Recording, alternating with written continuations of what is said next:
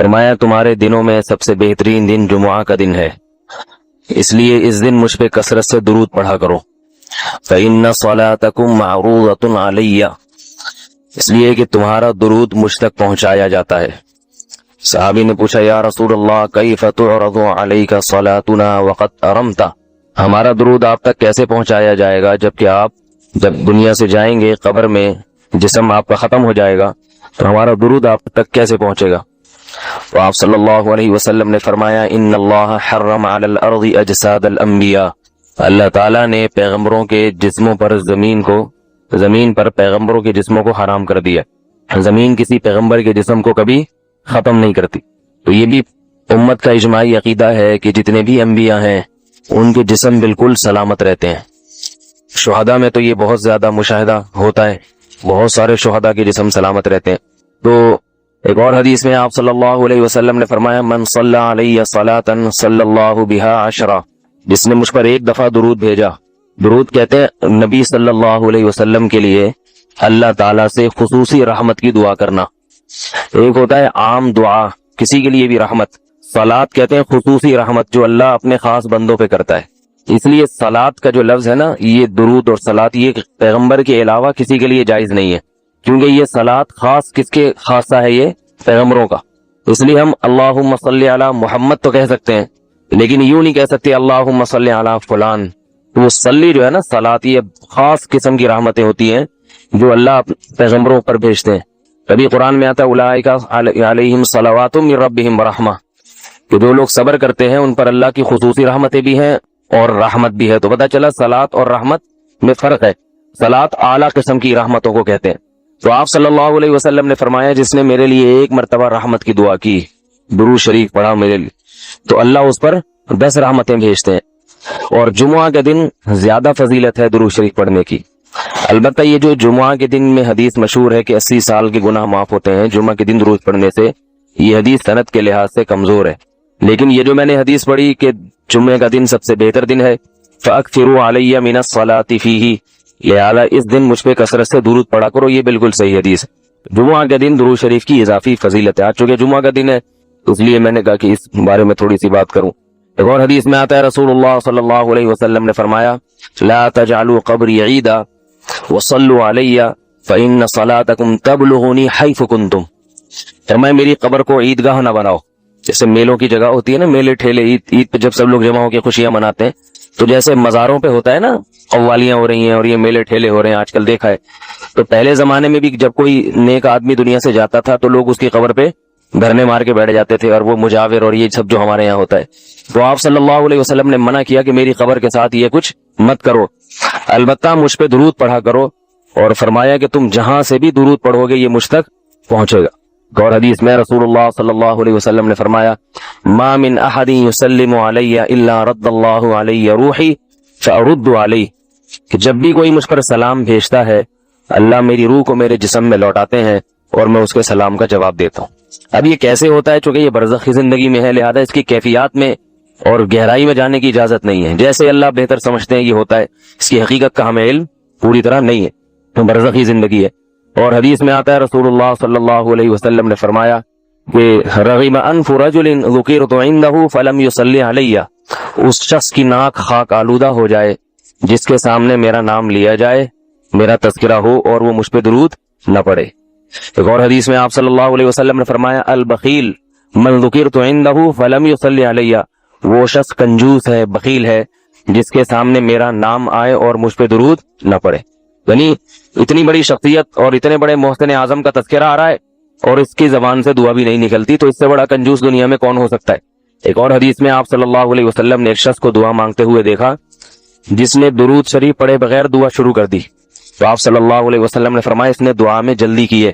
پھر فرمایا تم میں سے جب کسی شخص کو دعا مانگنی ہو پہلے اللہ کی حمد و ثنا پڑھے پھر مجھ پر درود بھیجے۔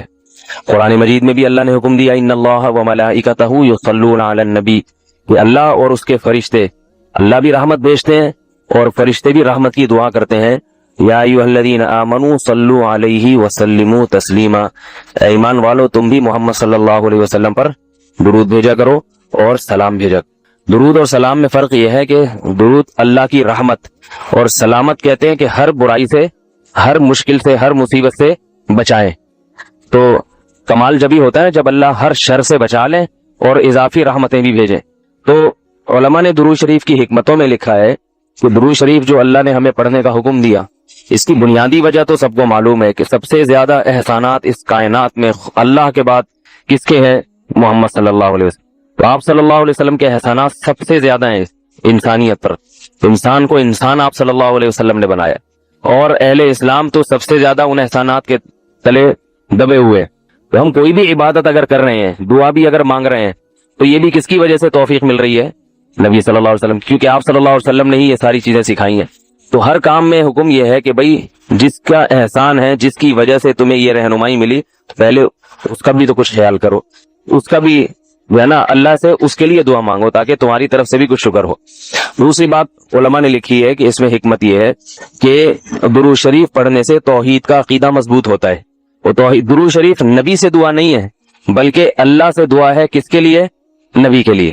تو پتہ یہ چلا کہ نبی پر بھی اللہ کی رحمتیں ہوں گی، اور دعا کون مانگ رہا ہے؟ ہم مانگ رہے ہیں. تو اس میں نبی سے مانگنے کا دروازہ بند کر دیا کہ نبی سے مانگنے کا اسلام میں کوئی تصور نہیں ہے، بلکہ نبی کے لیے بھی اللہ سے مانگا جائے گا. تو جب نبی کے لیے بھی اللہ سے مانگنے کا حکم ہے تو اپنے لیے نبی سے کیسے مانگنے کا حکم ہو گیا؟ سمجھ میں آ رہی ہے بات کہ نہیں آ رہی؟ یعنی نبی کے لیے بھی کس سے مانگنے کا حکم ہے؟ اللہ سے. تو اپنے لیے کس سے مانگیں گے؟ بطریق اولا ہم پھر اللہ سے مانگیں گے. تو اس سے عقیدہ توحید مضبوط ہوتا ہے. اور تیسری بات یہ کہ علماء نے لکھا ہے کہ جب درود شریف پڑھیں تو اس نظریے سے نہ پڑھیں کہ نبی ہماری دعا کے محتاج ہیں. نبی اللہ کی رحمت کے تو محتاج ہیں، یہ تو درود شریف سے پتہ چلتا ہے، لیکن اللہ کی وہ رحمت اس وقت بھی ہوتی اگر ہم یہ دعا نہ مانگتے. تو ہمیں اس لیے ہے کہ ہم بھی انگلی کٹا کے شہیدوں میں نام لکھوا لیں. سمجھ رہے ہیں نا؟ اس کی حضرت مولانا اشرف علی تھانوی رحمہ اللہ نے بڑی پیاری مثال دی. فرمایا کہ جیسے کوئی بادشاہ اپنے شہزادے پر کچھ انعام کرنا چاہے، بادشاہ تو چاہتا ہے نا اپنی اولاد کو نوازنا، اپنے محبوب، شہزادہ اس کا محبوب ہوتا ہے. تو آپ اگر بادشاہ سے سفارش کر دے کہ حضرت یہ تحفہ آپ اپنے شہزادے کو دے دیں، یا یہ فلاں چیز اپنے شہزادے کو، بادشاہ تو پہلے بھی دے رہا ہے، لیکن آپ کے کہنے سے وہ اور خوش ہو جائے گا کہ بھئی دیکھو جو کام میں چاہتا تھا یہ بھی اسی کی درخواست کر رہا ہے. تو نتیجہ کیا نکلے گا؟ تھوڑا سا آپ کو بھی دے دے گا وہ، ٹھیک ہے نا، کہ چلو یہ گڑ تم بھی منہ میٹھا کر لو اپنا، تم نے اتنا اچھا کام کیا. اور اگر آپ کسی کو حکم دیں اس کے دشمن پہ خرچ کرنے کا، آپ جا کے کہیں بھائی وہ تمہارا دشمن ہے، تمہارا دل چاہتا ہے اس کا گلا دبا دو، تو ایسا کرو اس کو ہدیے ودیے دیا کرو. تو کہے گا میں اس کو گلا دبانا چاہتا ہوں اور تو ہدیے کی ترغیب دے رہا ہے تو میں تیرا بھی گلا دباؤں گا. تو دشمن پہ خرچ کرنے کا جب حکم دیا جاتا ہے تو اس سے سامنے والا غصے میں آتا ہے. دوست پہ خرچ کرنے کا، احسان کرنے کا جب آپ کسی کو کہیں گے تو وہ خوش ہوتا ہے. باپ کو اگر کہا جائے نا اپنے بچوں پہ اور کھلائے کریں، بڑی خوشی ہوتی ہے، تو باپ کا دل اور سینہ اور چوڑا ہو جائے گا. تو ایسا ہی اللہ تعالیٰ کو اپنے رسول صلی اللہ علیہ وسلم سے محبت ہے. اللہ تو خصوصی رحمتیں بھیجیں گے ہی، لیکن ہم اگر اللہ سے درخواست کر دیں گے کہ اللہ تو خصوصی رحمتیں بھیج، تو اس میں تھوڑی سی ہماری بھی کیا ہو جائے گی؟ دخل اندازی ہو جائے گی. اللہ تو ویسے ہی کر رہا ہے، تو اللہ کہے گا چلو تو نے بھی سفارش کر دی تو ان پہ تو کر ہی نہ ہوں، یہ 10 رحمتیں تجھ پر بھی ہو جائیں گی. اور چوتھا فائدہ کیا ہے درود شریف پڑھنے کا؟ کہ انسان کے دل میں محمد صلی اللہ علیہ وسلم کی محبت بڑھتی ہے. انسان جس کے لیے دعا مانگتا ہے لاشعوری طور پہ، تو نبی صلی اللہ علیہ وسلم کی جتنی زیادہ محبت ہوگی اللہ کی خود بخود اتنی ہی زیادہ ہوگی، کیونکہ نبی سے محبت اللہ ہی کی وجہ سے ہوتی ہے، یہ الگ الگ چیز نہیں ہے. اللہ کے رسول ہے نا، اسی وجہ سے تو ہے. تو جتنی محبت بڑھے گی اللہ کی محبت اتنی زیادہ. اور 5واں فائدہ کہ جتنی نبی کی محبت ہوگی، انسان کو جس سے محبت ہوتی ہے اس کی اتباع آسان ہوتی ہے. حدیث میں آتا ہے رسول اللہ صلی اللہ علیہ وسلم نے ارشاد فرمایا کہ جب جنتی جنت میں چلے جائیں گے اور اہل جہنم جہنم کی آگ میں چلے جائیں گے، اللہ ہم سب کو بچائے، تو جو جنتیوں کے جو ریلیٹیوز ہوں گے، چاہے وہ رشتہ داری کا تعلق ہو، دوستی یاری کا تعلق ہو، ان جنتیوں کو اپنے وہ جو دوست احباب ہیں نا، جب وہ دیکھیں گے کہ جنت میں وہ مارکیٹ سے کیا ہیں؟ شارٹ ہیں. دنیا میں تو ملا، پہلے تو ان کو اپنی فکر ہوگی کہ ہم کسی طرح جنت میں چلے جائیں. شروع میں تو حالت یہ ہوگی یوم یفر المرء من اخیہ و امہ و ابیہ و صاحبتہ و بنیہ، وہ دن جس دن انسان اپنے باپ سے دور بھاگے گا، اپنی ماں سے دور بھاگے گا. یہاں بڑی خدمت کیا کرتا تھا، بڑے احسانات کرتا تھا، لیکن وہاں کہے گا میرے پاس ایسا نہ مجھ سے کوئی نیکی مانگنے آ جائیے، بخشش کی درخواست کرنے آ جائے کہ بیٹا مجھے بھی بخشوا لے اللہ کے ہاں، تو دعا کر، تیرے بڑے اچھے اعمال تھے. نہ بھاگے گا، ابھی یہ گلے نہ پڑ جائے میرے، اللہ کہے گا تو خود ہی تیرے لیے مشکل ہو رہی ہے, تو ایک اور بوجھ ہم جو ہے نا ایک اور بوجھ تو ڈال رہا ہے اپنے اوپر, ایک اور بوجھ لے رہا ہے. تو ابتدا میں تو حالت جب تک فیصلہ نہیں ہوگا نا کون جنتی کون جہنمی, تو قرآن کے الفاظ ہیں اپنے باپ سے دور بھاگو گے, اپنی ماں سے دور بھاگو گے, وَصَاحِبَتِهِ وَبَنِيهِ, اپنے ساتھ رہنے والی سے بھی دور بھاگو گے. اللہ نے یہ نہیں کہا بیوی سے دور بھاگو گے, بیوی کے لیے زوجہ کا لفظ استعمال ہوتا ہے, یہ اصطلاح استعمال نہیں کی. دیکھو ابا کو اللہ نے ابا کہا, اماں کو اللہ نے اماں کہا, تو بیوی کو بیوی کہنا چاہیے نا. پوائنٹ کی بات بتا رہا ہوں, کئی دفعہ بتا چکا ہوں. اللہ نے یہاں بیوی کو بیوی نہیں کہا ساتھ رہنے والی, صاحبہ, صحبت سے ہے نا ہمیشہ چپک کے رہنے والی. اس سے پتہ چلتا ہے کہ جب ایک دفعہ شادی ہو جاتی ہے نا تو وہ بیوی پھلترو کی طرح ہمیشہ کے لیے چپک جاتی ہے, اس سے پتہ چل رہا ہے. یہ میں اس لیے کہہ رہا ہوں کہ پھر لوگ کہتے ہیں یار پھر جو ہے نا سفر پہ جاتے ہیں تو بیگم کو ساتھ نہیں لے کے جاتے, 2 سال جاب کے لیے باہر چلے جاتے ہیں, بیگم کو یہاں چھوڑ کے چلے جاتے ہیں, تو صاحبہ تو پھر نہ ہوئی نا, یہ پھلتر کی طرح چپکا ہوا تو وہاں کوئی اور ہے, تمہارا باس چپکا ہوا ہے تمہارے ساتھ, جہاں 2 سال تم جاب کر رہے ہو دوست چپکے ہوئے ہیں. تو اس لیے جہاں بھی جاؤ اللہ نے صاحبہ کے لفظ میں بتا دیا. پھلترو پتہ ہے کسے کہتے ہیں؟ پھلترو ہے وہ دھاگا چپک جاتا ہے نا بعض دفعہ, یہاں پہ سردیوں میں زیادہ چپکتا ہے. اب آپ یوں کرتے ہو تو پھر ہاتھ پہ چپک جاتا ہے, پھر آپ یوں کرتے ہو ادھر آ کے چپک جاتا ہے, پھر یوں کرتے ہو تو یار یہ پھلترو. تو یہ بالکل اسی طرح جب آپ کی شادی ہوئی تو بیگم پھلترو کی طرح چپک گئی. اب جہاں جہاں جاؤ گے وہاں وہاں وہ ساتھ.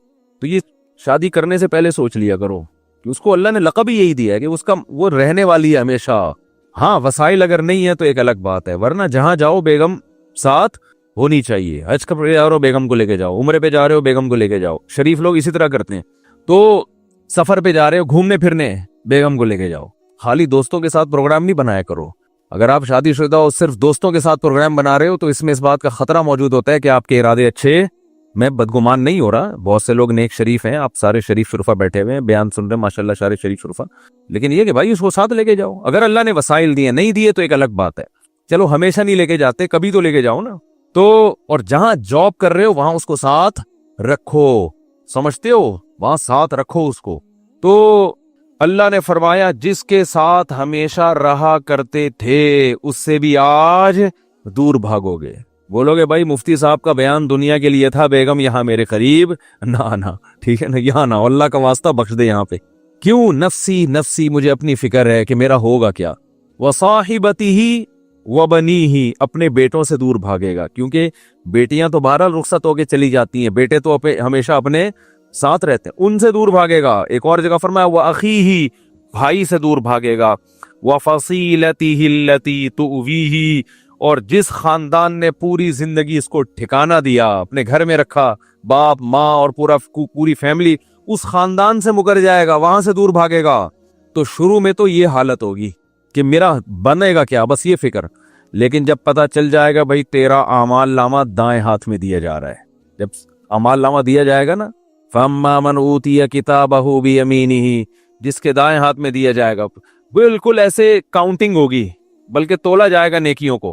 ہم سمجھتے ہیں, دیکھو ملحد لوگ جو خدا کا انکار کرنے والے, مذہب کا انکار کرنے والے کہتے ہیں ہم پیدا ہو کے مر گئے, ختم, ان ہی الا حیاتنا الدنیا. قرآن نے ان کی الفاظ کو بھی ذکر کیا ہے کہ ہماری دنیا کی زندگی ہے, نموت و نحیا, ہم مرتے ہیں پیدا ہوتے ہیں, وما یہلکنا الا الدہر, اور یہ جو موت اور زندگی ہے خدا کے ارادے سے نہیں ہے, یہ زمانے کے تصرفات ہیں.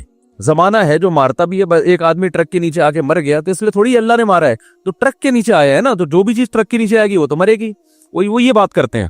بہت مشکل ہے بھائی دیکھو ایگزامینیشن ہال میں اگر آپ بیٹھے ہوئے ہو تو ٹائم ختم ہوتا ہے, آپ کو کمرے سے باہر نکالا جاتا ہے, کیونکہ اب امتحان کا ٹائم کیا ہو گیا, ختم. ایک باقاعدہ ارادے کے تحت ایک کام ہوتا ہے نا, تو اس سے پتہ چلتا ہے یہ ایگزامینیشن ہال ہے, بعد میں رزلٹ اناؤنس ہوگا.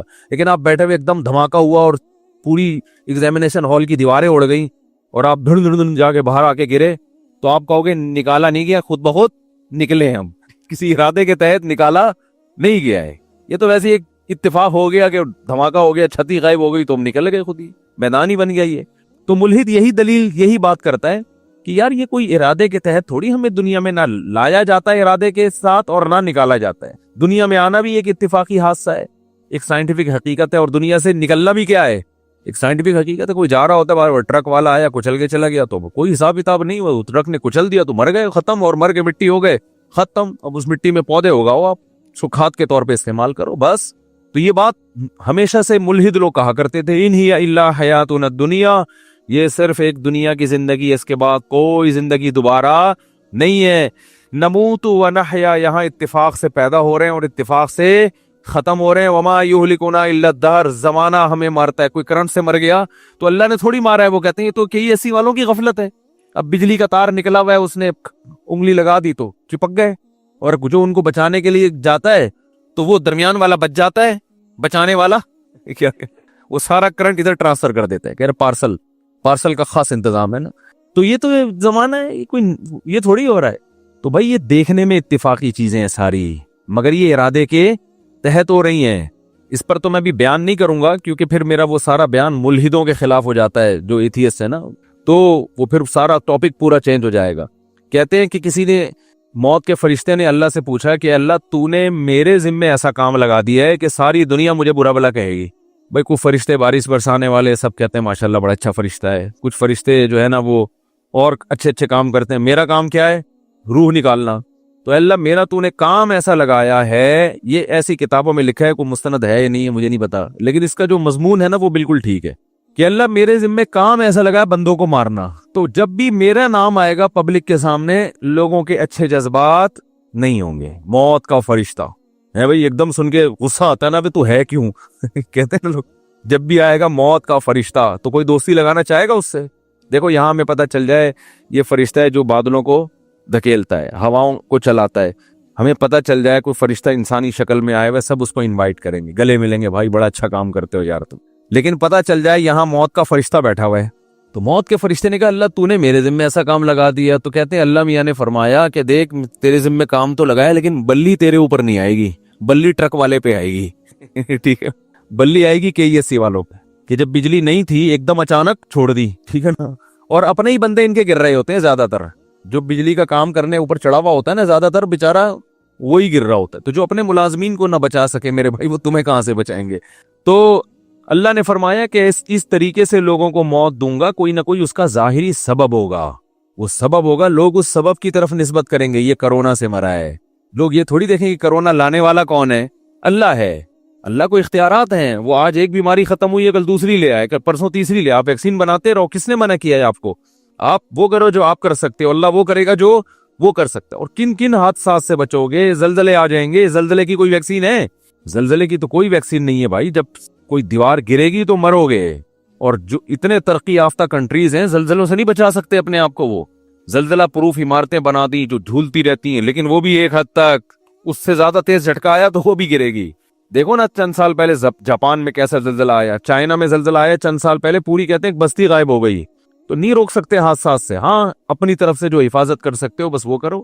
تو اللہ فرماتے ہیں کہ قیامت کے دن یہ جو ہے نا ایسا نہیں ہے کہ تم یہ سمجھتے ہو کہ سب خود بخود ہو رہا ہے، ایک ایک چیز کا، مالی ھذا الکتاب لا یغادر صغیرۃ ولا کبیرۃ الا احصاها، قرآن کہتا ہے جب تم اپنا اعمال نامہ دیکھو گے نا تو یہ نہیں کہو گے کہ یہ اس نے میری زندگی کا، اس نے جو ہے نا صحیح رزلٹ اناؤنس کیا ہے، بالکل صحیح۔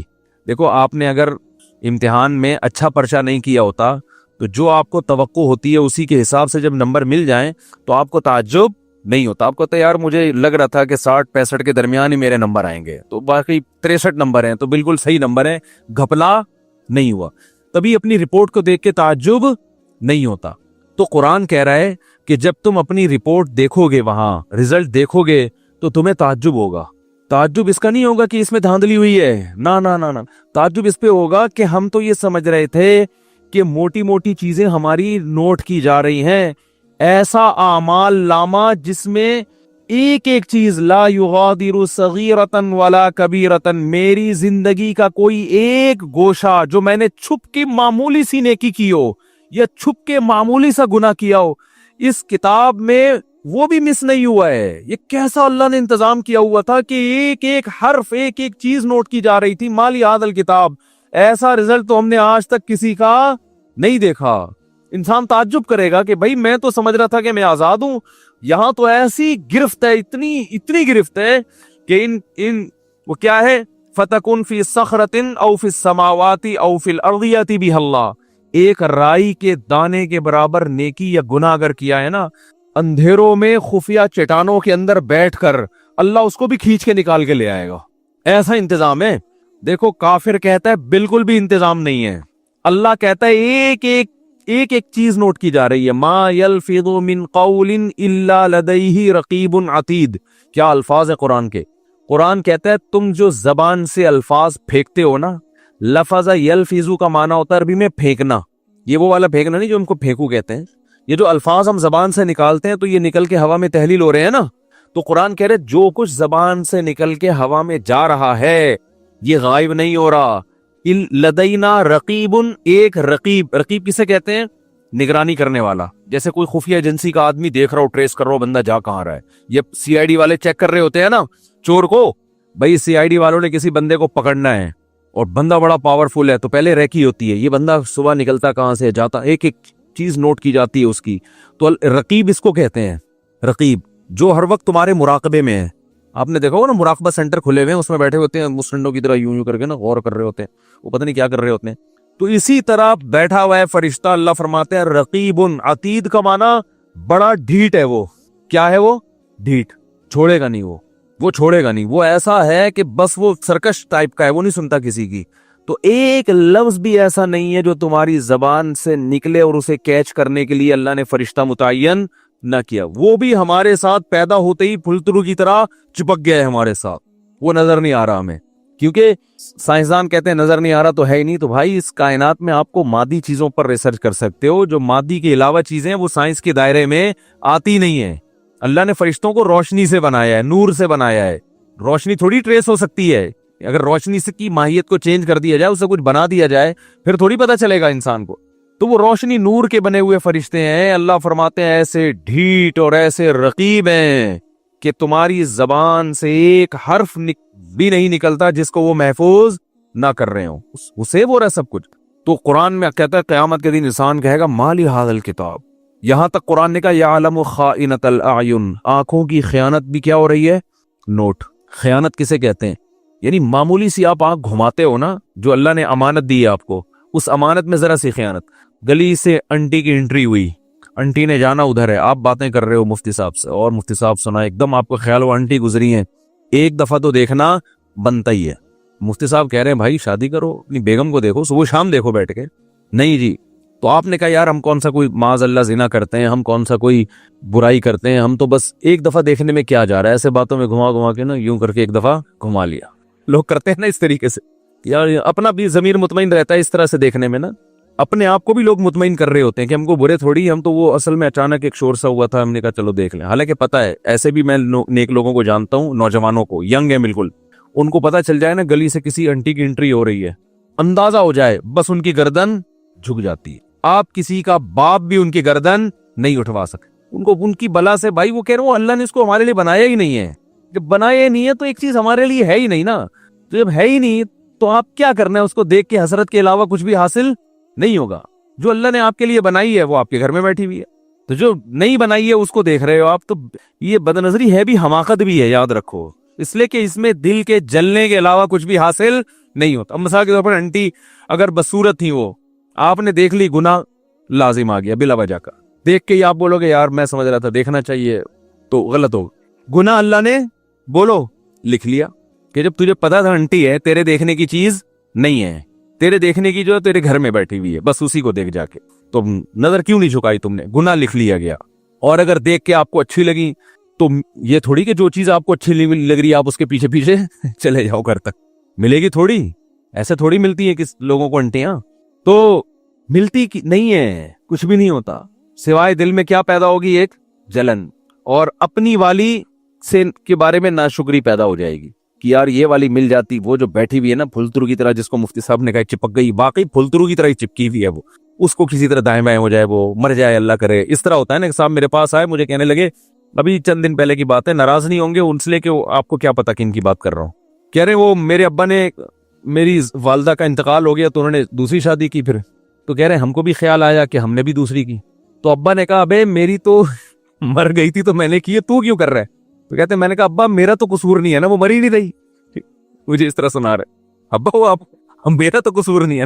خیر یہ الفاظ ان کے غلط تھے, میں اپریشیٹ نہیں کرتا ان کو. بیگم کو یہ کہنا کہ مر کیوں نہیں رہی, یہ نہیں سوچنا چاہیے. لیکن ایک نارملی میں ایک بات کر رہا ہوں کہ جب آپ رنگ برنگی دنیا میں 10 قسم کی چیزیں دیکھو گے تو اپنی والی کے بارے میں احساس کمتری کا شکار ہوگے, اس سے محبت میں کمی آئے گی, محبت میں کمی آئے گی تو آپ کو خود ہی گھر کا سکون آپ کا برباد ہوگا. حکیم اختر صاحب رحمہ اللہ تعالی بڑی پیاری بات فرمایا کرتے تھے کہ جو نظر کی حفاظت کرتا ہے اس کو پتا ہے بھائی لے دے کے میرے پاس تو میری بیوی کے علاوہ کوئی آپشن نہیں ہے, تو اس کی پھر وہ قدر کرتا ہے, اس کے دل میں اس کے لیے محبت کے جذبات پیدا ہوتے ہیں, محبت کرتا ہے پھر وہ اس سے.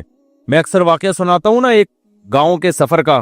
ہم ایک کوئٹہ کے چمن کے قریب ایک گاؤں ہے, وہاں ہم سفر کر کے آ رہے تھے. میں پہلے ہم لوگ دورے کرنے جاتے تھے نا, 2 مہینے کے دورے ہوتے تھے عربی گرامر کے, اس طرح کے ابھی بھی ہوتے ہیں. تو میری عمر میرا خیال 22-23 سال ہوگی اس وقت. تو ہم دورہ کرنے گیا ہوا تھا, ہمارے ایک استاذ بھی تھے, کلاس فیلو تھے, استاذ تو نہیں تھے, تو وہ بھی ہمارے ساتھ 2 مہینے. جب سفر سے ہم واپس آ رہے ہیں نا, ان کے پاس تھی یہ ریوو یا ویگو تو نہیں ہوا کرتی تھی, ویگو ٹائپ کی بڑی گاڑی تھی. ہم بیٹھے وہ اسپیڈ سے بھاگے چلائے یار. لڑکوں نے کہا کیا ہو گیا بھائی, ان کو ذرا تمیز سے چلا لو یار, اتنی اسپیڈ سے وہ بندہ گھر جا رہا ہے نا کہ ہم نے کہا یہ ہمیں کہیں اور نہ پہنچا دے. پتا چلا انکوائری کہ بھئی یہ شادی شدہ آدمی ہے, ان کو بیگم بہت زیادہ یاد آ رہی ہے. تو ان کی اسپیڈ کیا ہو گئی ہے ڈبل. کہ یار میں کیوں, نظر کی حفاظت. جب انسان نظر کی حفاظت کرتا ہے اور حرام نہیں دیکھتا تو اس کو اپنی بیگم پھر بہت زیادہ یاد آتی ہے, سمجھ رہے ہو نا. اور آج 2 سال, سب کی بات نہیں کر رہا بھائی, آپ کسی سے بدگمان نہ ہو, 2 سال کے بعد بھی گھر مرجھائے آ رہے ہوتے ہیں. جا رہے ہیں, اب کیا کریں, جانا تو ہے. نادرہ میں تو وہی ڈالی ہوئی ہے نا, وہی والی بیوی ڈالی ہوئی ہے نادرہ, رجسٹریشن تو اسی کی ہوئی ہوئی ہے, قانوناً تو وہی ہے. جا رہے ہیں, اسپیڈ سلو ہوتی چل گیا. گھر کے باہر آئے گا, بیل تھوڑی دیر سوچنے کے بعد بجائے گا. بجاؤ نا, کیونکہ اندر سے وہی نکلے گی. آپ نے دفتروں میں اتنی دیکھ لی ہے حسینائیں لیلائیں, اتنی عورتوں سے گپ شپ, فون پہ بات, اور کیا کچھ رنگینیاں دنیا میں دیکھ لی آپ نے. اب تو باہر جانے کی بھی ضرورت نہیں ہے نا, یہیں دفتروں میں رنگینیاں گورنمنٹ نے انتظام کیا ہوا ہے, بالکل کو ایجوکیشن سسٹم ہے, اور ٹیچر اتنی فیمیل لڑکیوں کو پڑھا رہے ہیں. جب وہ جوان کنواری لڑکیوں کو ٹیچر دیکھے گا, میل ٹیچر یونیورسٹیوں میں, تو اس کو اپنی 40 سالہ اچھی لگے گی؟ بتاؤ نا. وہ تو صبح شام اب 20 لڑکیاں بیٹھی ہوئی ہیں, 20 میں کوئی تو ایسی ہوگی نا جو ایک بہت زیادہ اس کے من کو بھا جائے, صحیح ہے نا, بہت زیادہ بھا جائے, کوئی تو ہوگی نا. وہی ایک اس کے دل میں فاسد برے خیالات لانے کے لیے اور بیوی کی محبت نکالنے کے لیے وہ ایک بھی کافی. میں شریف آدمیوں کی بات کر رہا ہوں جو صرف یعنی کوئی دوستیاں نہیں لگاتے, اور اگر ان میں دوستیاں لگانے والے بھی ہو گئے, جو کہ زیادہ تر لوگ پھر تعلقات بھی رکھتے ہیں, دوستیاں لگانے والے بھی ہو گئے, پھر تو گھر کا بیڑا غرق ہو رہا ہے. یونیورسٹیوں میں گرل فرینڈ بوائے فرینڈ کا سسٹم آپ دیکھو, دوستیاں بھی لگا رہے ہیں, باتیں بھی کر رہے ہیں, وہ بھی ہنس کے باتیں, یہاں سے بھی ہنس کے باتیں. بیگم تھوڑی 24 گھنٹے اس طرح سے ہنس کے بات کرے گی بھائی, وہ اب تو ایک ریئل لائف میں آپ داخل ہو چکے ہیں نا. ریئل لائف تو ایسی تھوڑی ہوتی ہر وقت یوں بیٹھ کے مسکرا کے تھک گئے یار, اب بیگم ادھر سے آ کے سو, مجھے یہاں تو نہیں, تو ٹھیک ہے نا, ہر وقت تھوڑی ہوتی ہے. تو ریئل لائف میں نہیں ہوتا. لیکن وہ گرل فرینڈ ہے, اس کو آپ بیلنس ڈال کے دے رہے ہو, وہ آپ کی شاگرد ہے, آپ پروفیسر ہو, وہ آپ کی پرسنالٹی سے متاثر ہے, آپ اس کے حسن و جمال سے متاثر. تو ان چیزوں نے ہمارے گھروں کا سکون برباد. اور ان چیزوں پہ جب میں بات کرتا ہوں سب سے زیادہ مخالفت خواتین کرتی ہیں, حالانکہ آپ کے حقوق کی بات کر رہے ہیں. خواتین کہتی ہیں مولوی لوگ چاہتے ہیں عورتوں کو پردوں میں جھونپڑیوں میں بند کر دیا جائے, ان پہ اتنے بڑے بڑے لفافے ڈال دیے جائیں, ان کے اوپر رضائیاں کمبل ڈال کے ان کو چھپا دیا جائے, تو ہم تو آزاد ہیں. تو ٹھیک ہے, آپ آزاد ہو جاؤ, لیکن جب آپ کی شادی ہوگی نا تو پھر میاں بھی آزاد ہوگا.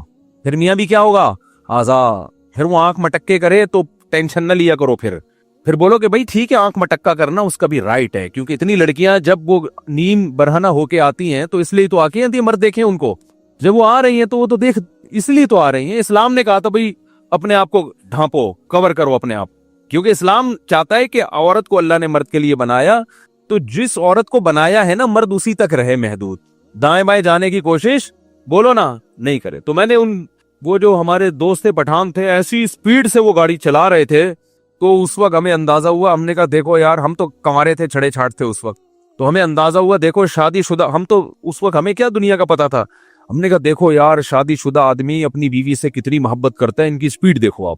اچھا ہم تو گھر جا رہے تھے اپنے, ہم بھی جا رہے تھے, تو ہماری تو چونکہ شادی نہیں ہوئی تھی, ہماری سپیڈ نارمل تھی, ٹھیک ہے, ہم نارمل سپیڈ سے جا رہے تھے, اور اگر نہیں بھی جاتے تو بھی کوئی ٹینشن نہیں تھی. ہم کہتے چلو 2 مہینے کا ایک اور دورہ کرا لو یار, 2 مہینے ہو گئے, ایک اور 2 مہینے کا رک جاتے ہم. اب ہم سے بھی نہیں رکا جاتا, جب انسان کی شادی ہو جاتی ہے، پھر اس کو گھر اچھا لگتا ہے، دل چاہتا ہے میں گھر میں زیادہ ٹائم گزاروں، سفر اس پہ مشکل ہو جاتی ہے اس کے لیے۔ لیکن اگر آپ عیاشی کرو گے میرے بھائی، آپ آنکھ مٹکوں میں زیادہ دل لگاؤ گے تو پھر گھر آپ کو ٹینشن لگنے لگے گا۔ محبت ہوگی مگر اتنی نہیں جتنی ہونی چاہیے۔ تو اس میں خواتین ہی کا فائدہ ہے کہ مرد کو نظر جھکانے کا اور عورت کو اپنے آپ کو چھپانے کا حکم دیا۔ عورت کو حکم ہے اپنے آپ کو چھپائے، مرد کو حکم ہے اپنی نظروں کو جھکائے۔ تو اس میں عورت کا فائدہ ہے، اور اگر اس کے برعکس چلیں گے تو مردوں کا فائدہ ہے، دنیاوی عیاشی بڑھے گی، مرد کو رنگ رنگیاں رلیاں دیکھنے کو نظر آئیں گی، اس کی موج مستیاں ہیں، وہ نہ بیوی سے دل لگائے گا اور بار بھی 10 لڑکیوں سے تعلقات بدل بدل کے دوستیاں لگائے گا۔ وہ کبھی کسی نے کلپ بھیجا، چھوڑو پھر وہ قدرتی بات چلی جائے گی۔ تو اللہ نے کیا فرمایا، یعلم خائنۃ الاعین، آنکھوں کی خیانت کو بھی وہ جانتا ہے، نوٹ کر رہا ہے۔ تو آپ نے ذرا سا نظر اٹھائے نا انٹی کو دیکھنے کے لیے، تو بس اللہ نے کیا کر لیا، فرشتوں کا اس کو نوٹ کر لو، یہ لکھو، یہ اس کا حساب بولو دینا پڑے گا کہ یہ آنکھیں اللہ نے دی تھی، ان کو غلط استعمال کیوں کیا۔ ہاں اگر توبہ کر لیا آپ نے، اس لیے کہہ رہا ہوں کتنے لوگ پتہ نہیں کتنی انٹیاں دیکھ کے آئے ہوئے ہوں گے، اللہ معاف فرمائے۔ صحیح ہے، اب آپ کو یار وہ تو لکھ لیا، تو توبہ کا دروازہ بھی کھلا ہوا ہے۔ جیسے برائی لکھی جاتی ہے، نیکی بھی لکھی جاتی ہے۔ آپ نے بیٹھے بیٹھے ارادہ کر لیا، یہیں بیٹھے بیٹھے اللہ اب ہو گیا، آئندہ نہیں کروں گا، جتنا پچھلا ہوا معاف کر دے، یہیں بیٹھے ہوئے آپ کے دل کے ان خیالات کو نوٹ کیا جا رہا ہے۔ تو میں وہ حدیث کمپلیٹ کر کے بس بیان ختم کرتا ہوں۔ تو رسول اللہ صلی اللہ علیہ وسلم نے ارشاد فرمایا کہ جب قیامت کے دن جنتی جنت میں اور اہل جہنم جہنم میں چلے جائیں گے، اس سے پہلے تو نفسا نفسی کا عالم ہوگا نا، بس میں کسی طرح چلا جاؤں۔ جب چلے گئے نا جنت میں تو اب سکون مل گیا، دائیں ہاتھ میں اعمال نامہ سرٹیفکیٹ آ گیا، تو فوراً اپنے رشتے داروں کی طرف بھاگے گا جن کو تھوڑی دیر پہلے کہہ رہا تھا میرے قریب مت آؤ۔ تو اللہ فرماتے ہیں جیسے ہی اعمال نامہ دائیں ہاتھ میں آئے گا، ہاں اقرؤ کتابیا، ارے ابا کہاں ہیں، اماں کہاں ہیں، بیوی کہاں ہیں، بچے کہاں ہیں، میرا اعمال نامہ پڑھو، میرا اعمال نامہ دیکھو، دکھائے گا سب کو لا لا کے۔ انی ظننت انی ملاق حسابیا، مجھے یقین تھا کہ ایک دن میرا اعمال نامہ مجھے ملنے والا ہے، اسی یقین کی بیس پر تو میں عمل کرتا تھا، آج دیکھو اللہ نے میرا اعمال مجھے دکھا دیے۔ فہو فی عیشۃ راضیہ، اللہ فرماتے ہیں ایسی زندگی بھی ہوگا کہ زندگی اس سے خوش ہوگی۔ یہ بھی قرآن کی عجیب بلاغت ہے، بھائی ہونا تو یہ چاہیے ایسی زندگی ہم اس کو دیں گے کہ یہ اپنی زندگی سے خوش ہوگا، لیکن قرآن کہہ رہے یہ نہیں، ایسی زندگی ہم اس کو دیں گے کہ زندگی اس سے خوش ہوگی۔ یہ بلاغت ہے، مبالغہ ہے۔ جیسے کہتے ہیں نا فلاں کی تو زندگی اس پہ مہربان ہو گئی ہے، لوگ کہتے ہیں نا یار فلاں کی تو تقدیر اس پہ عاشق ہو گئی ہے، جو سوچتا ہے زندگی اس کو وہ دے دیتی ہے۔ تو اللہ فرماتے ہیں ایسی زندگی کہ یہ تو چھوڑ دے کہ وہ زندگی سے خوش ہوگا نہیں ہوگا، زندگی اس پہ مہربان ہوگی، ایسی پیاری زندگی ملے گی۔ تو جب یہ ہو جائے گا وہ جنت میں چلے جائیں گے، تو جنت میں شروع میں تو اپنا ہی حساب کتاب ہو رہے ہیں، اور یہ انار کے باغات اور یہ سیب کے باغات اور یہ نہریں اور یہ انہی میں تھوڑے دن کے بعد اس کو خیال آئے گا یار وہ ہمارے ساتھ انڈا موڑے پہ چائے پیا کرتا تھا ایک بندہ، وسیم نام تھا اس کا، آج کل مارکیٹ میں شارٹ ہے، وہ کہاں گئے؟ پھر آہستہ آہستہ نا اپنے ریلیٹو یاد آئیں گے، فل ان دا بلینکس تو کر دیا کرو، وہاں جا کے بھی جنت میں بول رہے ہوں گے کیا بولنا تھا ہم نے آگے، ٹھیک ہے؟ تو وہاں پھر آہستہ آہستہ بندہ بولے گا سب سے پہلے بیگم کہاں ہے بھائی، اگر مرد جنت میں گیا بیگم جہنم میں تو وہاں گئے یار، ہو سکتا ہے بولے یار چلو ٹھیک ہے، یہ بھی ممکن ہے وہ کھمبا بچانے والا نہ ہو جائے نا، یہ کیفیت نہ ہو، تو وہ جائے گا بولے گا بھائی بیگم کہاں ہیں، بچے کہاں ہیں، باپ کہاں ہیں، بھائی کہاں ہیں، رشتہ دار کہاں ہیں، فلاں آدمی کہاں ہے، فلاں کہاں ہے۔ تو آہستہ آہستہ جتنا قریبی رشتہ ہوگا نا، جس سے جتنا تعلق ہوگا وہ یاد آنا شروع ہوں گے، اور وہ ادھر سزا کھا رہے ہوں گے جہنم۔ تو نبی صلی اللہ علیہ وسلم نے فرمایا یہ جنتی اللہ سے اپنے رشتہ داروں کے اور ریلیٹیوز کے بارے میں لڑیں گے، ظاہر ہے اللہ سے تو لڑنا بھی حرام ہے، اور اللہ سے لڑنا کسی کے بس میں نہیں ہے، یہ بلاغت ہے۔ کیا مطلب؟ اتنی اللہ سے دعا مانگیں گے، اتنا پیچھے پڑیں گے جیسے کوئی لڑ رہا ہوتا ہے۔ جیسے قرآن میں آتا ہے یجادلونا فی قوم لوط، ابراہیم علیہ السلام کو جب پتہ چلا کہ لوط علیہ السلام کی قوم تباہ ہونے والی ہے، فرشتے جا رہے ہیں، تو اللہ کہتے ہیں ابراہیم ہم سے جھگڑا کرنے لگے کہ بھئی قوم لوط کو ہلاک مت کرو، کیونکہ ابراہیم نرم دل تھے، تو جھگڑا کرنے لگے۔ اللہ سے جھگڑنا تو کفر ہے نا، تو یہ قرآن کے بلاغت ہوتی ہے، یعنی ایسی دعائیں مانگنے لگے جیسے ہم سے لڑ رہے ہوں، جیسے کوئی فقیر چپک جائے نا آپ کے ساتھ، او بھائی 5 روپے دے دے، 5 روپے دے دے، آپ کہیں لڑ کیوں رہا ہے یار، کہتے ہیں نا لڑ کیوں رہا ہے، اور جان چھڑانے کے لیے بعض دفعہ اس کو پیسے دے دیے جاتے ہیں. پتہ ہے مستحق نہیں ہے لیکن یار یہ تو چپکی گیا ہے پھلترو کی طرح پھلترو لفظ یاد رکھو, صحیح ہے نا. ٹھیک ہے. تو اللہ نے بعض یہ قرآن کے الفاظ ہیں نا, ایسے الفاظ قرآن بلاغت ہے یہ. تو حدیث میں آتا ہے کہ اللہ سے جھگڑا کرنا شروع کر دیں گے, یعنی اتنا زیادہ مانگیں گے گویا کہ جھگڑ یاد آئیں گے, یار ہمارا دوست تھا وہ جہنم میں آگ میں. تو اللہ تعالیٰ ان کے لیے, ہاں وہ جو اصل میں حدیث سنا رہا تھا نا, تو اتنی لمبی تمہید ہو گئی, وہ کہیں گے اللہ سے جا کے اے اللہ بہت سے ایسے ہمارے دوست احباب رشتہ دار تھے یصلون معنا ویصومون معنا, جو ہمارے ساتھ نمازیں پڑھا کرتے تھے, رمضان کے روزے رکھا کرتے تھے, مگر آج وہ ہمیں جنت میں نظر نہیں آ رہے. اس سے کیا پتہ چلتا ہے, وہ بھی یہ بتائیں گے کہ وہ مسلم تھے, کیونکہ یہ کافر کے بارے میں تھوڑی خیال آئے گا ان کو. ہائے ہائے کیسے سمجھائیں یار, یہ کافروں کے بہت, کافر کا تو پتہ ہے کہ دنیا میں اللہ نے مغفرت پہ پابندی لگائی ہوئی ہے, تو آخرت میں کہاں سے ہوگی. کافر کا تو دیکھ رہے ہیں اللہ ابراہیم علیہ السلام اپنے باپ کو نہیں بخشوا سکیں گے, تو ہم کون سا ابراہیم علیہ السلام سے آگے نکل گئے کیا. تو یہ اپنے مسلم ریلیٹیوز کے بارے میں, تو ان کا اسلام ثابت کرنے کے لیے اللہ کے سامنے حوالہ کیا دیں گے, اے اللہ وہ نماز بھی پابندی سے پڑھا کرتے تھے, رمضان کے روزے بھی رکھتے تھے, مسلم ہیں, لیکن آج ہمیں نظر نہیں آ رہے, گناہ اور گناہ تھے, زنا تھے, چوری تھی, کچھ بھی تھا. اس سے اندازہ لگاؤ وہاں بھی ان کو اپنے ریلیٹیوز کا مسلمان ہونا ثابت کرنے کے لیے شناختی کارڈ نہیں دکھائیں گے وہ, کہ اللہ یہ دیکھو نادرا میں لکھا ہوا تھا انہوں نے اسلام. وہاں بھی اللہ ثبوت مانگے گا, اسلام کا ثبوت کیا تمہارے پاس, تو ثبوت پیش کریں گے, اللہ تو جانتا ہے, تو اعمال نامہ نکال کے دیکھ لے, نمازوں میں ہمارے ساتھ کھڑے ہوتے تھے, رمضان کے روزوں میں ہمارے ساتھ ہوتے تھے, روزے نہیں چھوڑتے تھے رمضان کے, اور نہ نماز چھوڑتے تھے, کیونکہ اسلام کا رکن ہے نا یہ. تو پھر اللہ حدیث میں آتا ہے حد بندی کرے گا. اچھا تو ایسا کرو جیسے حد بندی ہوتی ہے نا, گورنمنٹ جیسے بعض موقعوں پہ جیل کے قیدیوں کو چھوڑتی ہے, تو انتہائی سنگین نوعیت کے مجرموں کو رکھا جاتا ہے, اس سے کم درجے کے مجرموں کو چھوڑ دیا جاتا ہے, اور کچھ کو تخفیف کر دی جاتی ہے کہ بھائی ٹھیک ہے سزا تو تھی 14 سال, لیکن سفارش کی وجہ سے وہ کیا کی جا رہی ہے, 7 سال کی جا رہی.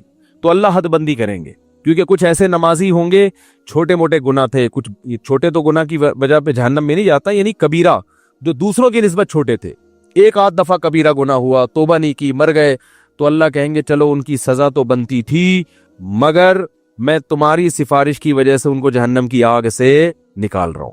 تو حدیث میں آتا ہے وہ نکال لیں گے, جنتی آرام سے بیٹھ جائیں گے, بھائی چلو نکل گئے, بھائی وسیم بھائی بھی آ گئے. وسیم بھائی بھی جنت میں بھی ہوں گے, ایسا نہیں ہو کہ وسیم کو آپ بولیں گے. تو میں جن وسیم کی بات کر رہا ہوں ان میں سے کوئی بھی میرا بیان اس وقت نہیں سن رہا. تو جنتی نکالنے کے بعد پھر کہیں گے, پھر تھوڑا عرصہ گزر جائے گا, پھر خیال آئے گا بھائی وہ تو اپنا دوست تھا یار, اس کو بھی تو نکالنا ہے بھائی. پھر حدیث میں آتا ہے نبی صلی اللہ علیہ وسلم فرماتے ہیں اللہ سے آ کے سفارش کریں گے. پھر حدیث کے ظاہری الفاظ یہی ہیں, اللہ سے کیا کہیں گے, ہمارے ساتھ نماز پڑھا کرتے تھے اور ہمارے ساتھ روزہ رکھا کرتے. تو بے نمازی کا تو تذکرہ آ ہی نہیں رہا کہ جنت میں جائے گا.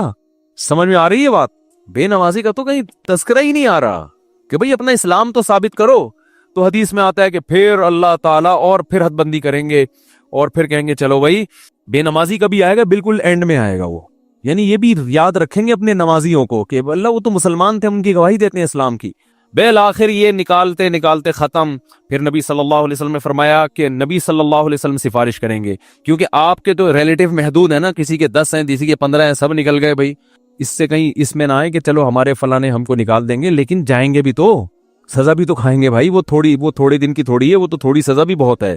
تو سفارش تو ہوگی, شفاعت بھی ہوگی, یقینا برحق اہل سنت والجماعت کا عقیدہ ہے کہ شفاعت ہوگی.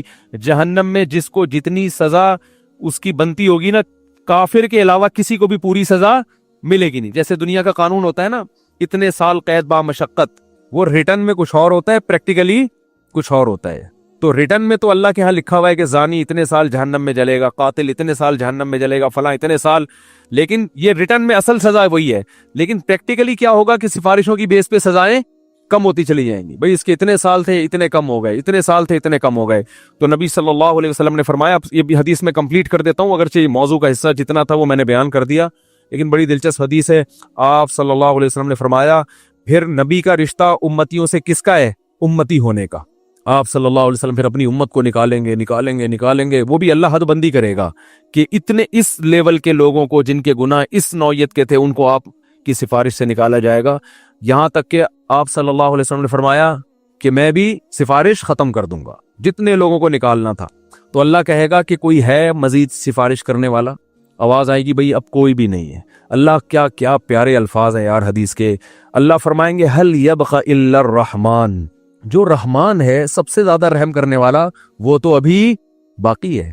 یعنی تمہیں اگر ترس آ رہا ہے، کوئی تمہارا ماموں ہے، کوئی تمہارا چاچا ہے، کوئی تمہارا باپ ہے، تم ان رشتوں کی بیس پر، اور نبی ترس کھا رہے ہیں کہ میری امت ہے، تو اللہ فرمائیں گے میں تو رحمان ہوں اور یہ میری مخلوق ہے، میں تو رحمان ہوں نا، تو رحمان کیسے چھوڑ دے گا؟ وہ نہیں کہ وہ اپنی مرضی سے نہیں نکالے گا۔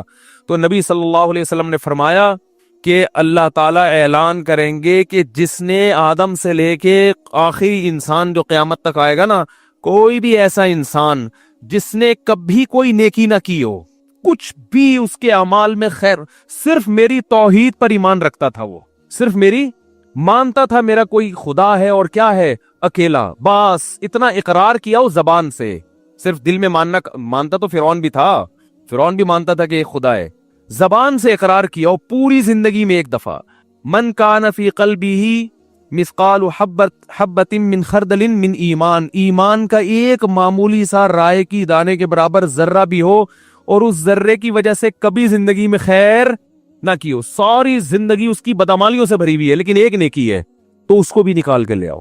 تو حدیث میں آتا اتنے خلقت نکلے گی نا، بڑے بڑے دنیا میں بدماش پیدا ہوئے ہیں بھائی، ساری زندگی قتل و غارت میں گزری، ساری زندگی برائیوں میں گزری۔ ہاں، اور یہ بھی آتا ہے حدیث میں کہ یہ اللہ اس وقت کریں گے یہ کام، ایک تو اللہ کہیں گے حل یبقى الا الرحمن، کہ رحمان باقی ہے، دوسرا اس وقت کی جو کافر ہے نا وہ اہل ایمان کو تانا دے گا کہ یار ہم بھی برے تھے تم بھی برے، صحیح ہے نا، ہم غیر مسلم تھے اور تم اپنے آپ کو کیا کہتے تھے، تم ایک خدا کو مانتے تھے، تو تمہارے ایمان نے تمہیں کوئی فائدہ نہیں پہنچایا، ہمیں تم دنیا میں کہتے تھے اسلام قبول کرو، ایمان لے کر آؤ، تو بھائی انجام تو تمہارا بھی وہی ہے جو ہمارا ہے۔ تو قرآن کے حدیث میں آتا ہے اللہ تعالیٰ اس وقت جس کے دل میں بھی رائی کے دانے کے برابر بھی ایمان ہوگا نا، اللہ کہے گا میں اپنے ماننے والوں کو نہ ماننے والوں کے ساتھ نہیں رکھ سکتا۔ غیرت کا مسئلہ ہے، تبھی لوگ کہتے ہیں نا غیر مسلم اتنے نیک اچھے اعمال کر رہے ہوتے ہیں وہ جہنم میں کیوں جائیں گے؟ او بھائی غیرت کا مسئلہ ہوتا ہے، آپ کی فرض کرو 2 بیویاں ہیں، ایک بہت خدمت گزار ہے لیکن وہ کہتی ہے کہ بھائی میں آپ کی بیوی بھی ہوں، اور وہ جو فلاں جو ہے نا سبکتگین، ایسا نام نہ لو کہ اس وسیم ستار کو غصہ آ جائے نا، بہت مشکل سا نام کوئی بتاؤ، سبکتگین بھی نام ہوتا ہے نا کیونکہ غیرت والا مثال ہے، سبکتگین نہیں بھائی، کچھ بھی بتا لو یار، ہیں ابے کوئی ایسا مشکل سا نام بتاؤ دنیا میں کسی کا ہوتا ہی نہیں ہے، ABCD، صحیح ہے نا۔ وہ آپ کی 2 بیویاں تھیں، ایک اکڑ والی مانتی نہیں ہے بات کو، چائے کا بولو نہیں پکا کے لائے گی، آپ بولو بھائی کھانا پکاؤ نہیں پکائے گی، ہر وقت بس زبانی بد کلامی، لیکن جب اس سے پوچھا آپ کے میاں کون ہے، بھائی یہ میرے میاں ہے، بس ٹھیک ہے میں نہیں مانتی، ان کی ایک نہیں مانتی لیکن ہے یہ میرے میاں، مجھے ماننا چاہیے ان کی، مجھے ان کا احترام کرنا چاہیے لیکن مجھ سے ہوتا نہیں ہے، کچھ اوپر سے فالٹ چلا رہا ہے، ہمارے خاندانی مسئلہ یہ آپس کی بات ہے ہماری، لیکن ہے بھائی یہ میرا میاں ہے، اس کے علاوہ میں کسی اور سے محبت نہیں کر سکتا۔ میاں والی جو محبت ہے وہ اسی سے ہوگی۔ دوسری بڑی فرما بردار ہے، او بھائی جب چائے کا بولا بٹن دباؤ چائے آ رہی ہے، ایئر ہوسٹس والے اخلاق رکھے ہوئے، اس نے ٹریننگ وہاں سے لی ہوئی ہے، اس کی والدہ نہیں سکھائے اس کو یہ آداب تمیز، لیکن وہ آفس میں بھی آپ کے کسی دوست سے بھی اس کے سلام دعا بہت اچھی ہنس کے بات کرتی ہے۔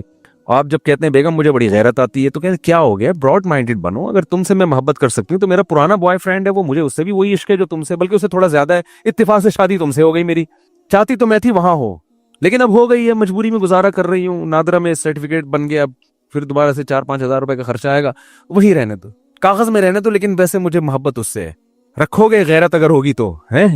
بولا کہ بھائی وہ جو ہے نا جو ایک ذرا بھی خدمت نہیں کرتی، کم از کم مجھے اطمینان ہے کہ صرف کس کو مانتی ہے، شوہر مجھے مانتی، اور تو یہ اتنی وفادار ہے نا، تو وفادار تو میں گھر میں کوئی ماسی لا کے رکھ لوں گا، بٹن دباؤ اس سے زیادہ کام کرے گی، ماسیاں زیادہ کام کر لیتی ہیں نا، کیا ہو گیا بھائی، ماسی کو تو پوچھا لگانے کا بولو پوچھا لگائے گی، بیگم کو بولو پوچھا لگانے تو کہے گی میں کیا پوچھا لگانے کے لیے آئی ہوئی یہاں پہ، اس لیے مجھ سے شادی کی تھی پوچھے لگوانے کے لیے، وہ تانا دے گی، آخر ماسی تھوڑی تانا دے گی۔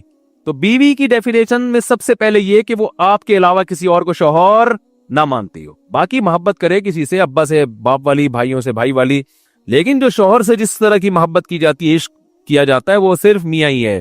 تو جیسے میرے بھائی مرد اس معاملے میں شرکت برداشت نہیں کرتا، اگر غیرت ہوگی تو اللہ بھی کہتا ہے بھائی تم کتنے بڑے سائنسدان ہو، تم کتنے بڑے فنٹر ہو, تم نے ساری انسانیت کی خدمت کر کر کے ان کے پیٹ بھرے, اگر میرے ساتھ کسی اور کو بھی خدا مانتے ہو تو ان نیکیوں کا بدلہ پھر اسی سے جا کے لو. میں تو آج جو میرے اپنے تھے ان کو اپنے غیروں سے ممتاز اور جدا کروں گا, چاہے غیر کتنے بظاہر اچھے ہو اور میرے اپنے کتنے نالائق کیوں نہ ہو. اس لیے ایمان اور توحید سے بڑی کوئی نعمت نہیں ہے. مسلمان کتنا ہی گناہگار ہو, اس کائنات کو جو چلانے والا, بنانے والا, جنت جہنم پیدا کرنے والا, اس کو مانتا ہے کہ اللہ ہوں میں تیرا, بے شک نالائق ہوں, بے شک نافرمان ہوں.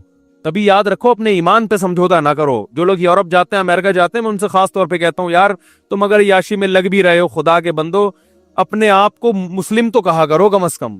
برائی کو برائی تو سمجھو, اللہ توبہ کی توفیق دے دے, میں غلط کر رہا ہوں یہ اعتراف تو کرو اللہ کے سامنے. جیسے ایک نالائق باپ, نالائق اولاد اپنے باپ کے سامنے اعتراف تو کرتی ہے یار ہم ابا کے حقوق ادا نہیں کر سکے. کتنے لوگ ہیں والدین جب دنیا سے جاتے ہیں اولاد رو رہی ہوتی ہے یار ابا کی ہم خدمت نہیں کر سکے, یار اب کوئی تلافی ہو سکتی ہے. تو نالائق اولاد تھی نا, لیکن ابا کو ابا تو مانا نا اس نے. تو یاد رکھو جو اللہ کو اللہ ہی نہیں مانتا, یہ اللہ کے ساتھ شریک کرتا ہے, اس کے سارے اعمال قرآن کہتے ہیں راکھ کے ڈھیر ہے. جیسے پھونک لگاؤ سارے اعمال اڑ گئے, پورا پہاڑ اڑ جائے گا نا, پھونک دیکھنے میں بہت ہے. اللہ فرماتے ہیں ایسا ہی ہوگا. تو نبی صلی اللہ علیہ وسلم نے فرمایا سب سے جو رائی کے دانے کے برابر بھی توحید کا قائل تھا نا, اس کو بھی اللہ نکال لے گا. تو اس لیے جہنم میں صرف وہی رہے گا جو مشرک ہے, جو کفر پہ مرا, جو قرآن کا, اللہ کے رسولوں کا انکار کرتا ہے. اس کے علاوہ جو بھی ایمان کی حالت میں جائے گا بالآخر ایک نہ ایک دن وہ نکلے گا.